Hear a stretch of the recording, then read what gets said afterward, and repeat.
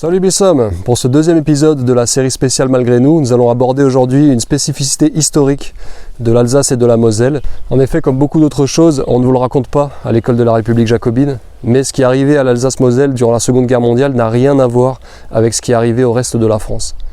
D'ailleurs, le président jacobin Nicolas Sarkozy en parle, je vous laisse écouter. Si j'ai choisi l'Alsace, c'est parce que, au-delà des souffrances qu'elle a partagées avec tous les Français du fait de la guerre et de l'occupation, il y a une souffrance terrible qu'elle est la seule, avec la Moselle, à avoir subi et qui a laissé dans le cœur de chaque Alsacien et de chaque Mosellan une profonde, une secrète blessure dont la douleur n'est pas éteinte. Il fallait qu'un président de la République vînt un jour ici pour dire aux Français ce que fut le drame de l'Alsace et de la Moselle. Mais quel est ce drame? Mais concrètement, comment s'est passée cette annexion? Et quelle a été la réaction de la France, qui a été mise à genoux, on le rappelle, en quelques semaines seulement par les armées allemandes? Quelle a été sa réaction face à cette annexion? C'est ce que nous allons voir tout de suite. En 1940, l'armée française est défaite, l'Allemagne occupe une bonne partie de la France et notamment l'Alsace-Lorraine.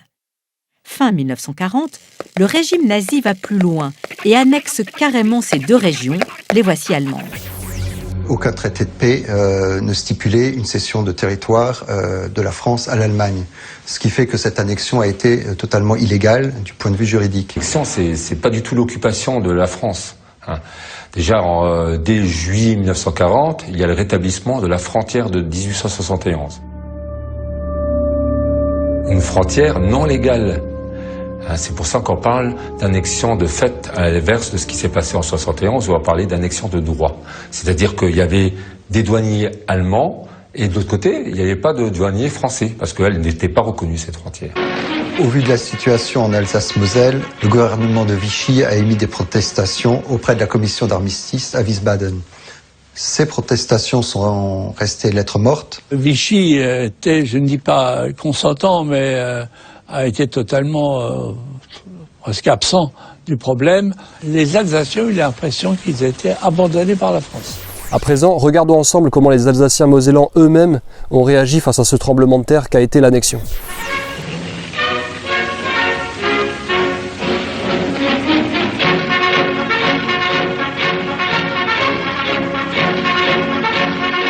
Quand j'ai vu ces chars allemands, les soldats tous habillés en uniforme noir de Panzergrenadier et tout ça, oh, j'ai dit, qu'est-ce que c'est que ça, tout en noir, comme ça.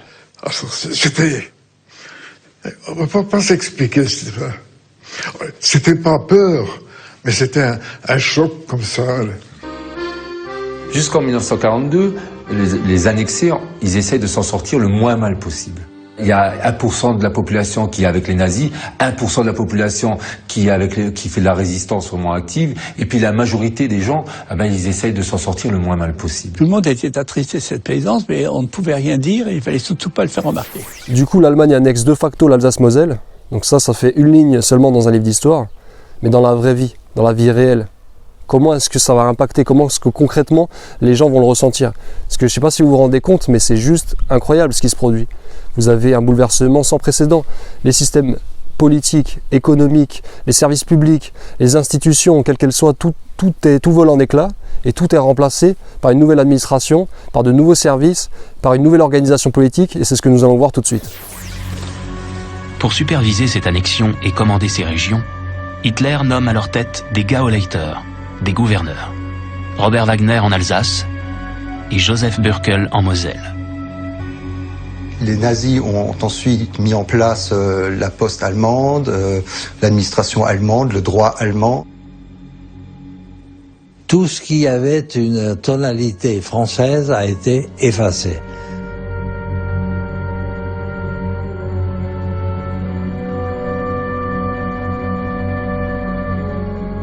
Alors la langue était interdite et avec les répercussions pénitentiaires éventuelles. Il y a une affiche célèbre où on voit que tous les symboles français devaient disparaître. Et c'est ce qui s'est passé.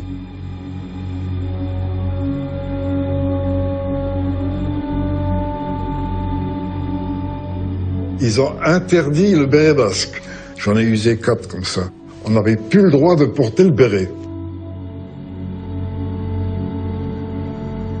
Les principales rues avaient déjà été transformées, place de l'église, Kirchenplatz, ainsi de suite, au Adolf-Hitler-Straße, à la place de la Grande Rue.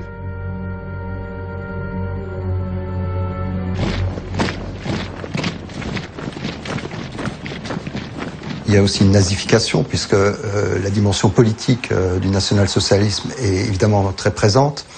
Il convient de saluer Heil Hitler. En alsacien, au lieu de dire Heil Hitler, on disait Heil Hitler, c'était du burlesque, quoi. La plupart mettaient encore la main derrière, eux, on croirait que c'était évidemment négatif. Comme si vous jurez et que vous faites le geste en arrière.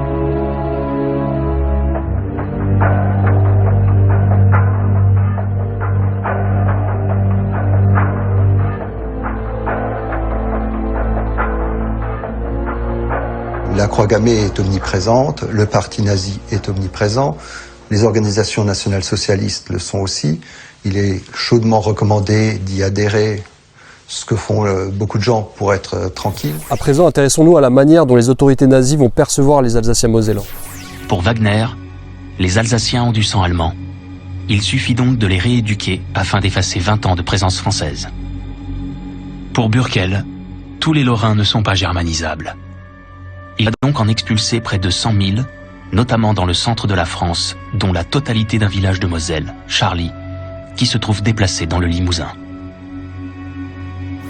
Les nazis vont tout miser sur la jeunesse, qui reste à former, à éduquer, que l'on peut modeler à l'envie. Et c'est pourquoi la Hitlerjugend va devenir obligatoire pour tous les jeunes Alsaciens-Mosellans. Ce contrôle de la population commence dès le plus jeune âge, puisqu'il y avait ce qu'on appelait la jeunesse hitlérienne. C'est un pari sur l'avenir pour le nazisme, puisque le nazisme devait durer 1000 ans et qu'on voulait formater la jeunesse. On faisait pas grand-chose, c'était juste qu'il fallait porter déjà l'uniforme. Les dimanches matins, on faisait une marche avec des chants allemands politiques.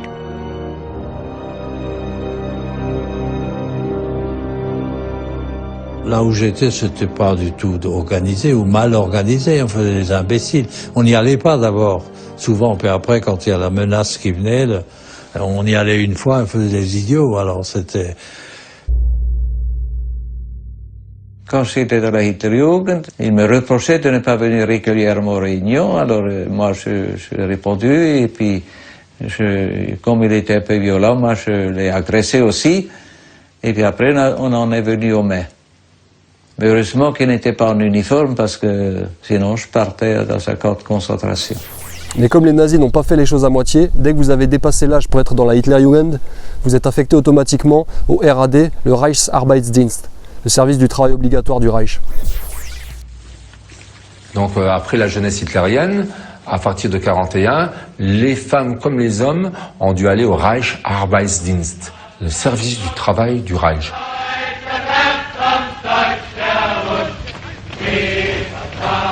Le Reichsarbeitsdienst, c'était une espèce d'institution de travail en équipe militarisée quelque peu, ou en tous les cas de ce type, et qui est devenu, avec le déroulement de la guerre, de plus en plus militaire.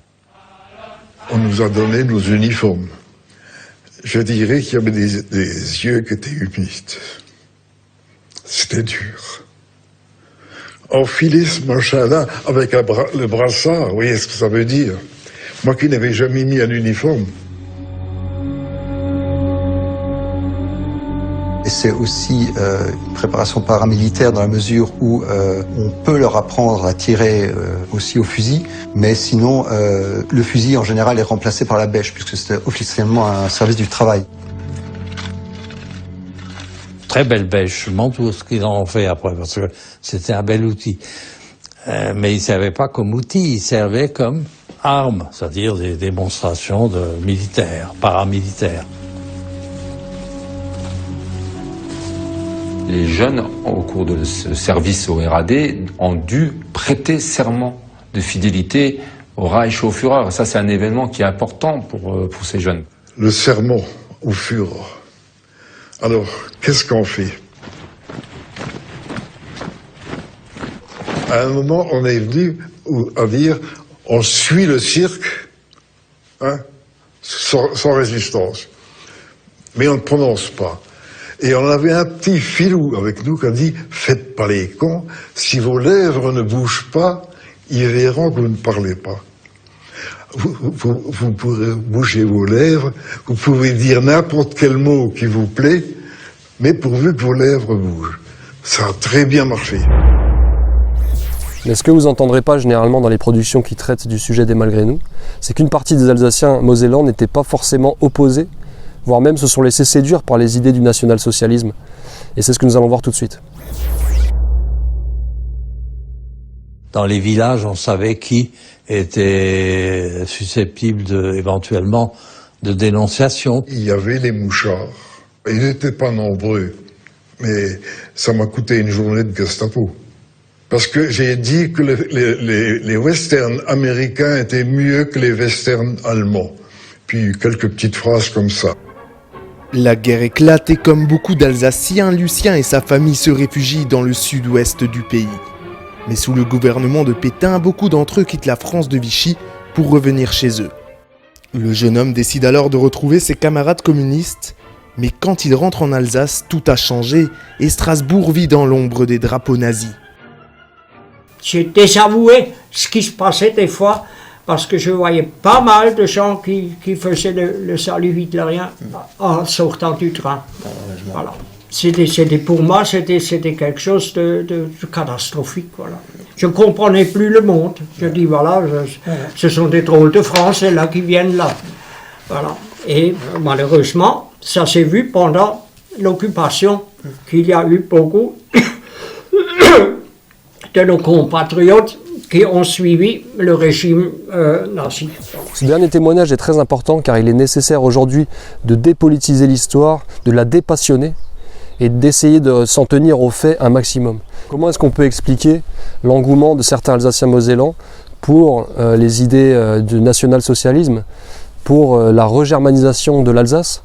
Tout simplement parce qu'il faut dépassionner l'histoire, il faut la dépolitiser. Aujourd'hui, on est capable de le faire, on n'est plus au sortir de la guerre, il est possible maintenant de s'en tenir aux faits et de ne pas idéologiser le débat, en fait, ça ne sert à rien. Ce qui est important, c'est de se rappeler que beaucoup d'Alsaciens mosellans étaient nés sous l'ère du Second Reich, donc ils étaient nés allemands. Ils avaient connu l'épuration ethnique qui avait été menée par l'État français au sortir de la guerre à partir de 1918. Ils ont connu cette dégermanisation de force de leur région.